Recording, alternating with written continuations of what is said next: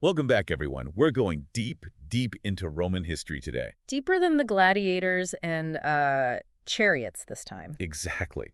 We're talking about those Roman legions, those powerhouse military units. But not just the battles themselves. We're diving into how Roman politics, The inside game. the inside game shaped those legions and ultimately shaped Rome's fate. And to do that, we're going to be looking at excerpts about these two brothers. The Gracchi brothers. Tiberius and Gaius? Right, Tiberius and Gaius. These guys tried to reform Roman society. Big reformers. Huge reformers. And in doing so, they had a massive impact on the military. And what's interesting, they weren't generals. Right. They weren't emperors. They were politicians. They were. But the consequences of their actions really changed the course of Roman military history. Absolutely, and that's what we're going to be uncovering today. We're going to trace that link between social unrest and the decline of Rome's military might through the story of these two guys. Okay, so let's set the stage here. 2nd century BC, Rome. Powerhouse. It's expanding. It's on the rise. The Republic's at its height, seemingly. Yeah. But Whoa. there are some cracks starting to show. What kind of cracks? Well, one of the biggest issues was land. Okay. Land was the basis of wealth. Right. It was the basis of power in Roman society. Makes sense. And at this time, land is becoming increasingly concentrated in the hands of just a few wealthy families. The nobles, right? Exactly, the nobles. Okay. And on the flip side, you had a growing number of citizens, many of whom were soldiers who'd served Rome faithfully, who were finding themselves landless, struggling to make ends meet. So you've got this growing gap. Huge gap. Between the rich and the poor. And that gap, that's a tinderbox. Right. Just waiting for a spark. And that spark comes in the form of... The Gracchi brothers. The Gracchi brothers. Yeah. Both of them served as what's called a tribune of the people. Now, a tribune was a position specifically designed to protect the common citizens. Okay. To make sure their voices were heard. So it's kind of like a check on the power of the Senate, right? Yeah, absolutely. And here's the fascinating thing. A tribune had veto power. Whoa! Over the Senate. Okay, so they could actually stop the Senate from doing something. Exactly. A way to ensure that the people's voice, the people's concerns were taken seriously. Powerful position. Yeah. And Tiberius, the older brother, he wasn't afraid to use it. He saw what was happening. He saw the plight of the Roman people. Right. And he was determined to do something about it. Okay, so what did he do? He proposed a solution, a bold one, the Sempronian land law. Okay. This was a radical attempt to redistribute land from the wealthy to the poor. I can imagine that went over well with the nobles. Not so much. You're taking away their land? You're challenging the very foundation of their power and their status. They probably saw it as a direct attack on their way of life. Absolutely. They use all their influence to try to block this law. Makes sense. But Tiberius was just as determined. He knew what he wanted to do. Right. So what did he do? Well, he knew the Senate would never approve this proposal. Right. So he took his case directly to the people. Oh, that's gutsy, bypassing the traditional power structure. It really shows his commitment to his cause, his belief in the power of the people. He understood the strength of Rome. It lay not just in the legions, but in the well-being of its citizens. Right. And he was willing to challenge the system to achieve that. Okay, so how did that go? Well, this is where things get really interesting. Another tribune, a guy named Octavius, he was staunchly opposed to Tiberius, and he used his veto power to block the law. So a clash of ideals within the very system that was designed to protect the people's voice. It was an incredibly tense situation. Yeah. And Tiberius, facing this impasse, made a really controversial decision. What did he do? He rallied the people and got Octavius expelled from office. Whoa. Never before had a tribune been removed like that. That is a power play. It's a dramatic escalation of the conflict, a sign of just how volatile Roman politics could be. Tiberius really understood the political system. He was willing to push the boundaries to achieve his goals. But this move also created enemies. Powerful enemies. Like who? The Senate. Okay. They were already wary of Tiberius. Right. They didn't like his growing popularity, and they certainly didn't like his challenge to their authority. They saw this as defiance. Treason, even. Oh, that's not good. And sadly, this boldness would ultimately lead to Tiberius's downfall. What happened? The Senate, afraid of his influence and his potential to disrupt their power, orchestrated his assassination during a riot. They had him killed.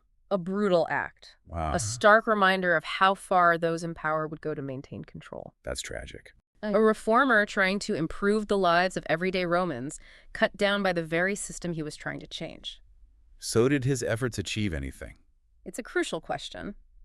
While Tiberius's death was a major setback, right, his reforms were partially implemented. Oh. Around 80,000 Roman citizens actually received land. That's something. Demonstrating that even in the face of violence and opposition, positive change was possible. His legacy lived on. It did, not just in the land redistribution, right, but in the inspiration he provided to his younger brother, Gaius. So the fight for reform... It didn't end with Tiberius. It sounds like Gaius was ready to pick up the torch and run with it. He was. Oh, he was. 10 years later, Gaius, he steps onto the scene ready to carry on that legacy, becomes a tribune. Right away starts tackling those same issues, the issues that fueled his brother's passion. Must have taken courage, to follow in those footsteps. Knowing what happened, what did Gaius focus on? What were his big issues?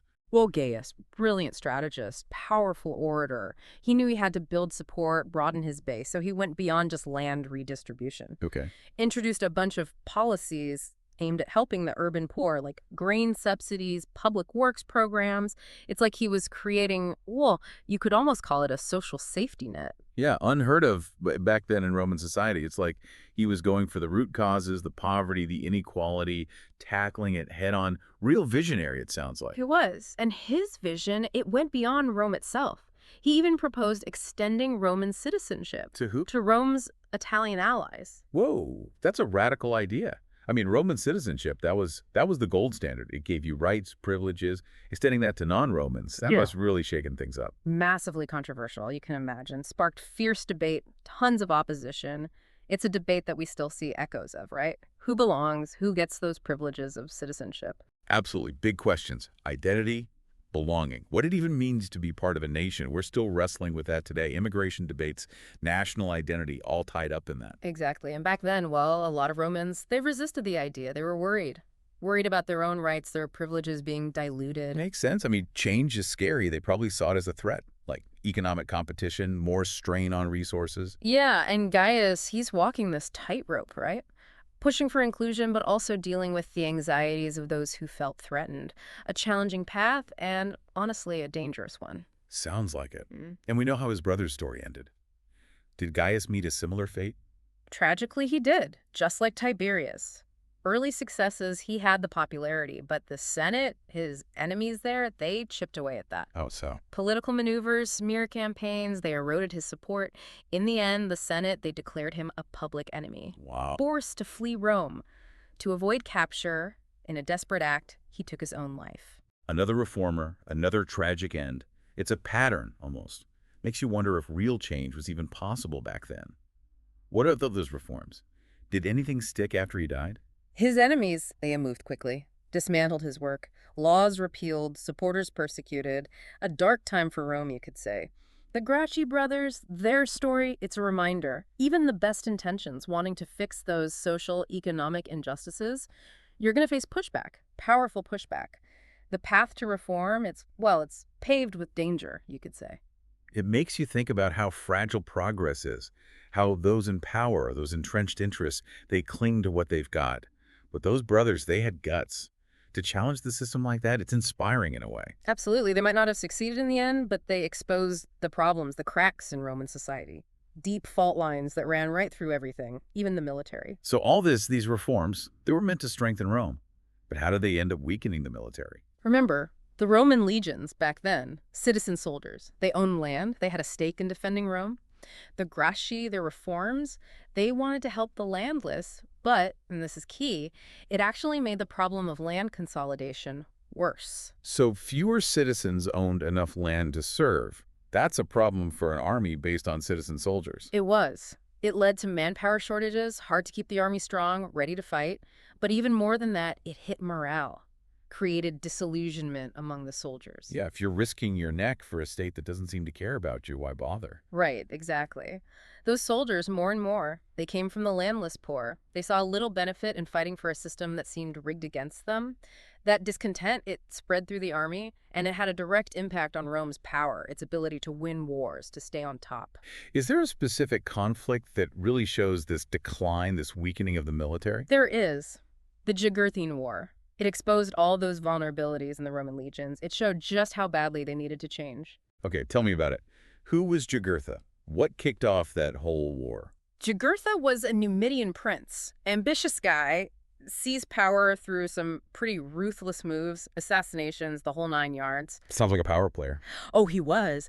And Numidia, it was a kingdom in North Africa, a Roman ally. But Jugurtha, his actions, especially killing Roman citizens, well, Rome couldn't ignore that. Direct challenge to their authority. So Rome, the big empire, used to quick victories. They send their legions to deal with this upstart prince, expecting a cakewalk. Right. You think? Yeah. But this is where it all falls apart. Those legions, once the best in the world, they struggled against Jugurtha. Really? Years of neglect, recruitment problems, morale was low. It all caught up with them. Must have been a shock to the system. Facing an enemy they thought they could crush and realizing their legions weren't what they used to be. Humiliating for Rome, a wake-up call. It showed that even the biggest empires, they're vulnerable if they don't take care of their own people, if they let their armies decay. So what do? Did anyone step up and try to fix things? This is where Gaius Marius comes in. A remarkable guy. Really changed the Roman military. Left his mark on history. Sounds important. What did he do? Marius, he understood the problems in the legions, and he came up with a solution. Radical solution. What was it? He said, get rid of the land ownership requirement, open up the army to the landless poor, create a professional army, soldiers motivated by pay, the chance to get rich from war, not just land or patriotism. Wow. That is a huge shift. It's like taking the Roman army and turning it into, well, a whole different beast. What was the impact of that? It changed everything. The military, Roman society, everything. But that's a story for next time. We'll have to dive into those Marian reforms, those consequences, in part 3 of our deep dive. Last time we were talking about Gaius Marius and his radical solution for Rome's military problems. Big problems. Huge problems. Yes, a professional army. Open to anyone, even the landless poor. It was a game changer, those Marian reforms. Yeah, the Marian reform. A watershed moment. And it wasn't just about getting more soldiers. It had these ripple effects. Huge ripple effects. Throughout Roman society and politics. You're right. It really shifted those power dynamics. Right, because before, the soldiers were tied to the land. To the state. Yeah, they were fighting for their own property, for the Republic. They had skin in the game. But with this professional army. Their loyalties shifted. Yeah, who were they loyal to now? Their general... The guy who paid them. Led them to victory. Gave them a share of the spoils. Right. Their fortunes were tied to their general success. Not to the state anymore. That's kind of dangerous, right? Oh, it is. It's like you're setting up these powerful generals. Who could challenge the Senate? Challenge the whole system. Exactly. And that's what we see happening. Later in the Roman Republic, generals like Marius himself. Sulla, Pompey, Caesar. Right. Using their armies. Their loyal armies. To grab power. For themselves. So Marius... He solves this problem. The manpower problem. But he creates a whole new set of problems. Unintended consequences. Yeah. It's a classic case. It's almost like he set the stage for the fall of the Republic. In a way, he did. Wow. It's like that old saying. What's that? The road to hell is paved with good intentions. It is. This is a cautionary tale, Oh, it resonates throughout history. We see it over and over again. We do. You try to do something good. You try to fix a problem. And it backfires. Unforeseen consequences. It really shows you how complex things are. You can't look at military history in isolation. Right. It's all connected. To society, economics, politics. It's all one big tapestry. It is. The Gracchi brothers, Marius... These reforms... Oh, they all tell us something. About Rome. About power. About the unintended consequences of even the best intentions. Powerful lessons. Thanks for taking this deep dive with us. It's been a pleasure. We'll see you next time.